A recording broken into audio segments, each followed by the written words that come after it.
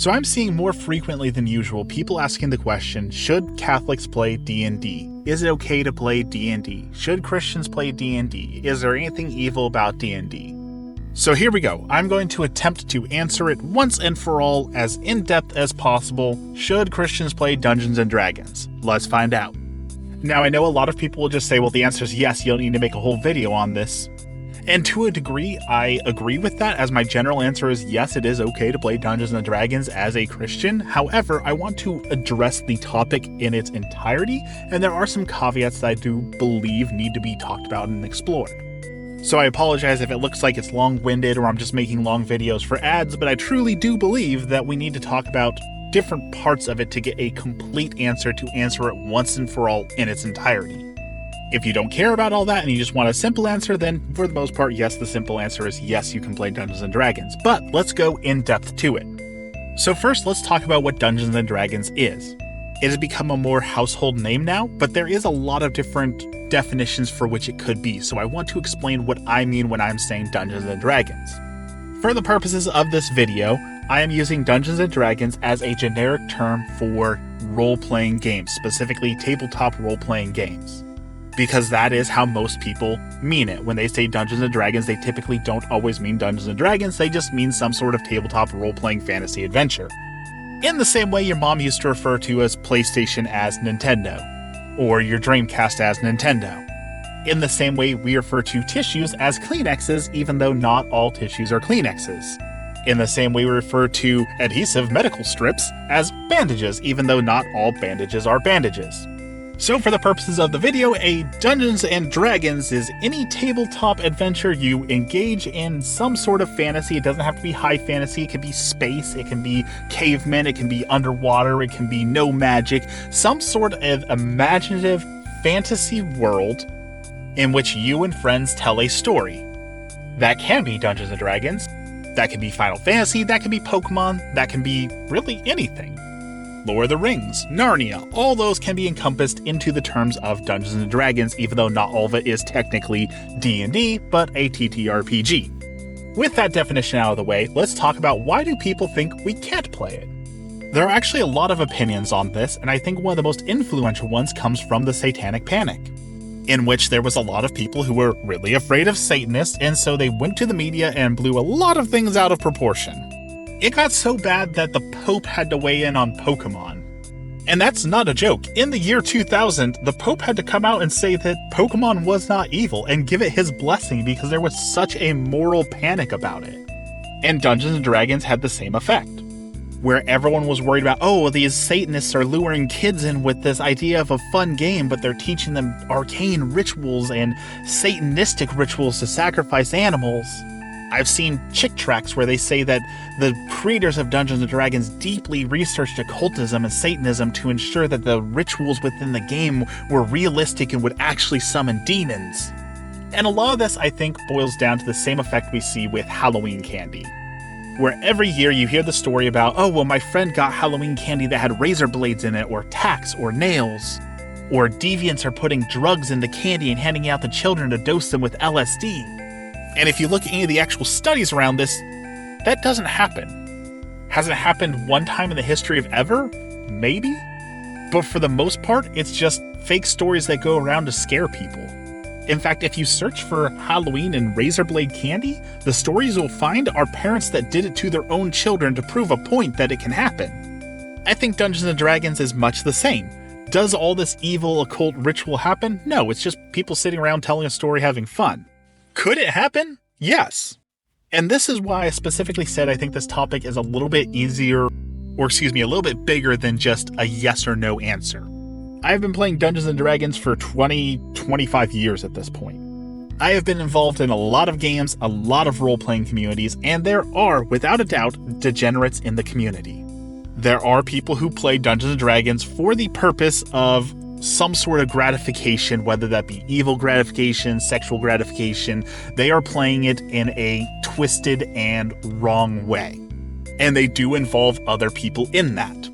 And so if your question is, should I play Dungeons & Dragons with a dungeon master who is trying to get me to do sexual deviant things or do some sort of in real life occultism? Well, the answer is no.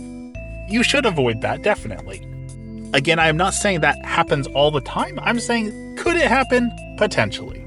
Look, only one person can really occupy that little of a space at any given time. Viola walks over and punches her. Yes! So why else do people say Dungeons & Dragons is evil? Well, there's the spells, the divinations, and the gods. And there are groups that say that, well, if you're using those spells in the game, then you're using them in real life, and thus you are breaking God's commandment and you are doing wrong. And to that, I declare bunk. A rational human being can tell the difference between a fantasy story and reality. If you are unable to separate the two things and you cannot tell what is fiction and what is reality, then no, Dungeons & Dragons is not something that you should engage in. But I have hopes that most people are functioning enough that they are able to tell what the difference between a fantasy world of imagination and make-believe is and what is reality. And in fact, the ability to tell the two difference between those things is very important. Storytelling is super important to humans. It's literally older than writing.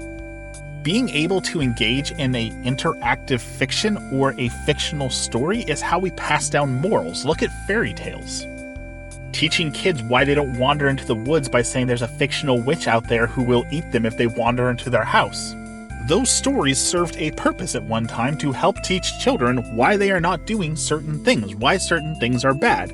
And while it didn't have the full adult explanation that they would come to learn when they became an adult, it was still important for them to be able to engage in that storytelling to understand something in a way that was understandable to them. In that same way, Dungeons & Dragons, being an interactive storytelling fantasy imagination experience, allows you to interact with your own morals, your own values, and explore them in a safe environment that allows you to be human and understand, yes, I know that I wouldn't regularly do this, but I want to explore this theme, this thought, this action, whatever it may be, in a safe environment. So, question. When you died, did you see anything? I mean, yes. Yes. Why do you ask? Oh, I was just curious, people dying, wondering about how death is, type thing. Inception. Nah. In the same way, many people have intrusive thoughts. They might think something horrible like, what happens if I was to push that person down the stairs? That doesn't make you a bad person. Because for most people, they would then follow that fantasy and say, oh, if I push that person down the stairs, I will probably get arrested. And then I'll probably spend 10 years in jail, and I'll probably lose my job, and I'll probably lose my spouse. And that is a perfectly healthy and safe thing for your body to do, to say, I had a thought, I explored that thought using my imagination and fantasy, and said to myself, that is bad, I do not want to engage in that. That is good. Now here comes the but. But we also have to remember we become what we think. What we do and what we say has importance. It has meaning. That is why when we celebrate the Holy Mass, certain things are always said. Those words are important. There's a reason that we do things a certain way, because the way we do things is important. So if you're playing a game of Dungeons & Dragons where you're playing as the heroic paladin, you're saving the world from evil, and you're generally being good people doing good things, I don't see a problem with that. However, if you find yourself in a game where you're playing as the Orphan Crushers, and you're building fantasy machines to torture children, and you're spending week after week going into gruesome detail about how you want to torture orphans, even if it is a fantasy game, perhaps you need to evaluate yourself and why you want to do this. And in that case, if you have these dark fantasies that you want to indulge in, perhaps it is not a healthy outlet for you to engage in Dungeons & Dragons. In the same way that there are people who will try and lure you into D&D just to explore their sexual kinks and fantasies. That is something to be avoided. And a reason why you should not play Dungeons & Dragons is if that is your sole intent, is to get that gratification or engage other people in something that they do not want to consent to. Now, I know that was a little bit of a ramble, but let's talk about the gods, the, as they call them, lower G gods. They are not God, but gods, meaning they are more powerful than mortals, typically immortal, exist outside the plane, and they exist in the way that the gods of Earth existed in these fantasies and storytelling. We're talking about the Norse pantheon, the Olympian pantheon. Things that we do know do not exist. However, we're still useful for explaining the world and telling stories. Having a cleric to Odin in Dungeons & Dragons does not mean you are worshipping Odin.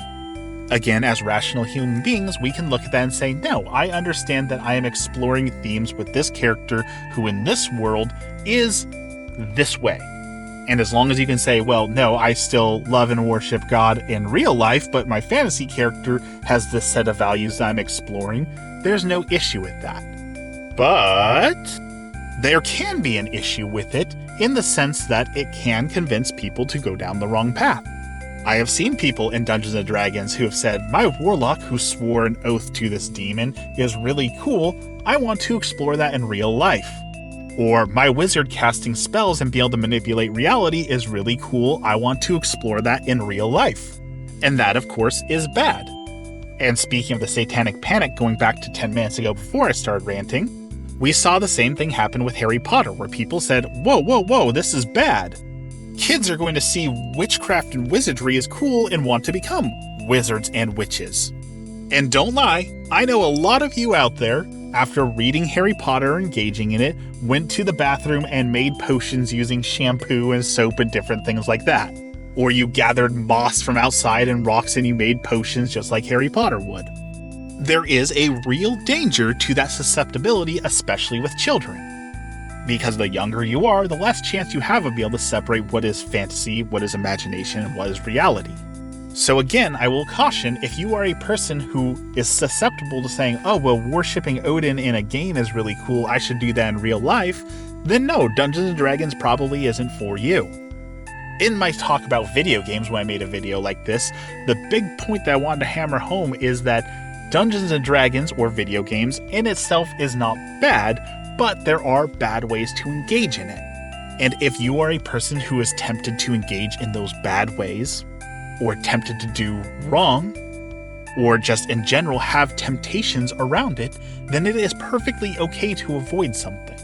It is a great thing for us to be able to say about ourselves, saying, I know myself, and I know that that is not good for me. We don't have to say, just because it's not good for me, no one else can engage in it. That's bad. However, again, if you know yourself and say, you know what, I'm listening to you say all this, and I think that if I played Dungeons & Dragons, I'd get interested in the arcane, or I'd be too interested in this aspect of it, that's good. Then avoid it. There's nothing wrong with that. But if you're listening to this and say, well, no, I understand it's fantasy, I just want to be an elf and go fight some orcs and do little adventures in Lord of the Rings or something like that, there is nothing wrong with that. As we talked about, humanity has depended on interactive storytelling for a long time.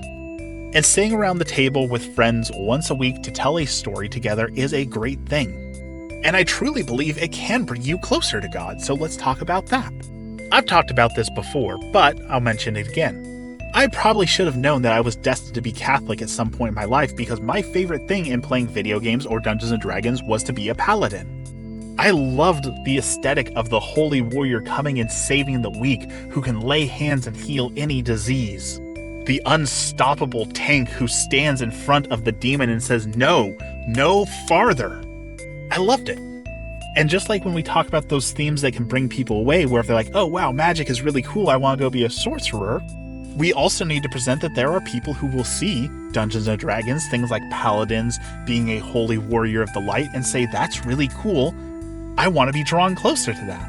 And we see real life examples of that all the time, where people see knights, the Knights Templar, the Crusades, and while I don't want to get into the politics and talk about all of that, I don't want to derail too much, there are people who say, those are really cool, I want to learn more about Catholicism because of that.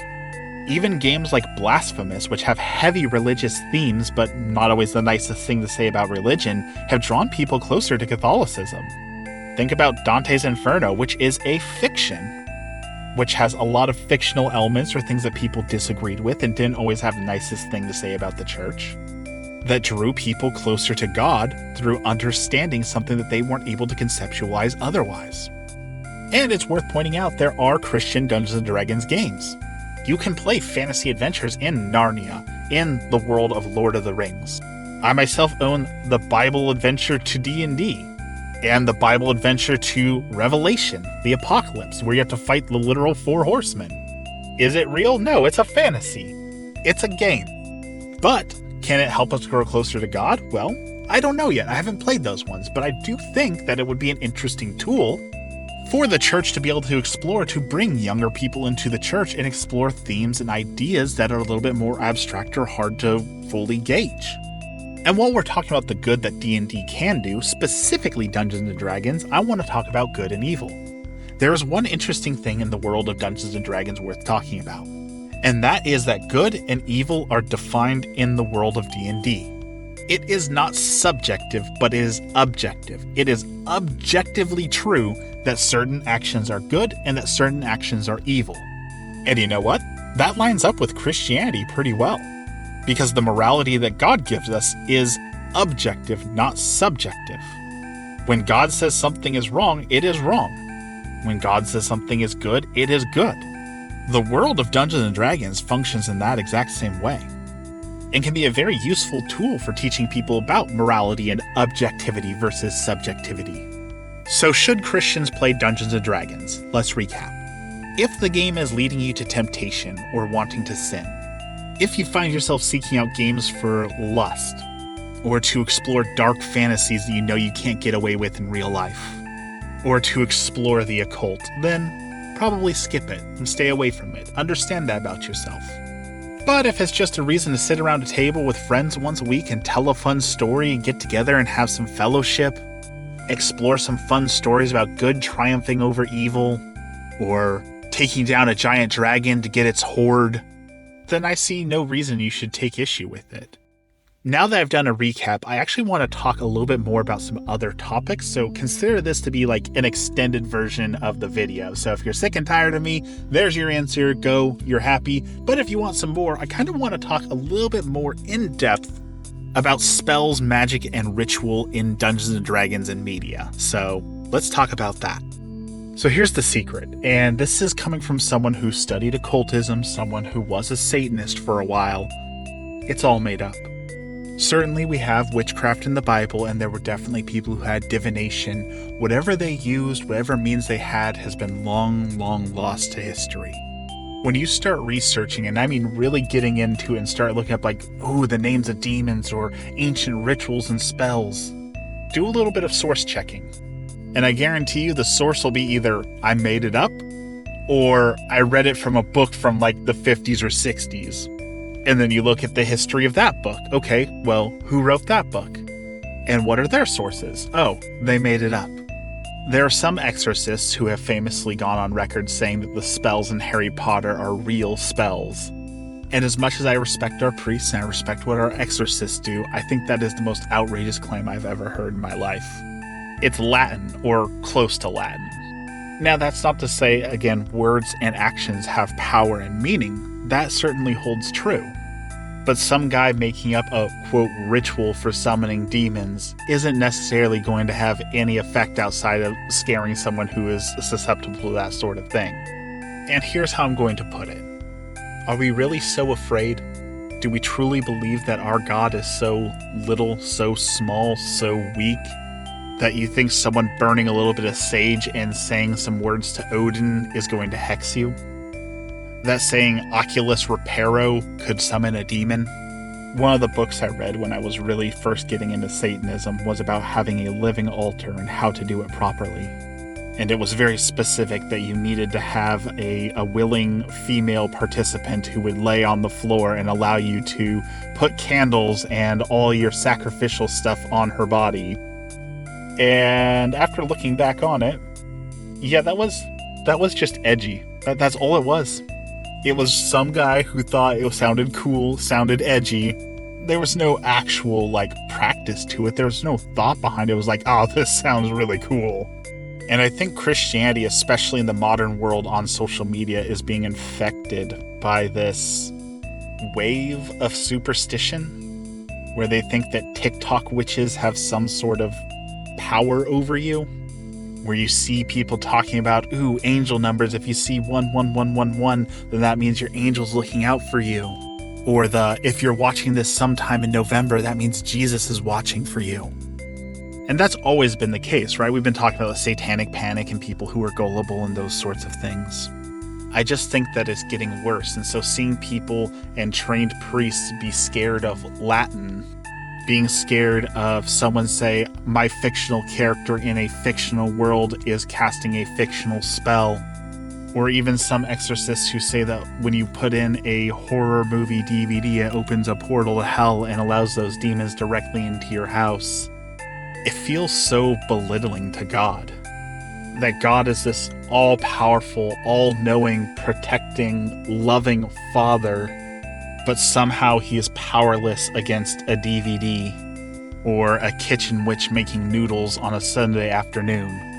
I guess my point is, beware falling into superstition, and that goes kind of hand in hand with the whole D&D is evil, full of satanic rituals, and being used as brainwashing tools to amass our children to something. That also doesn't mean don't keep a watchful eye. There are a lot of people who use D&D for not great reasons. I've touched on those already in this video, but if you're a parent or a guardian, a concerned adult, ask the kids what they're doing in their games. Keep an eye on it. They aren't all great. If you made it this far, I appreciate it, and I want to say have a blessed day.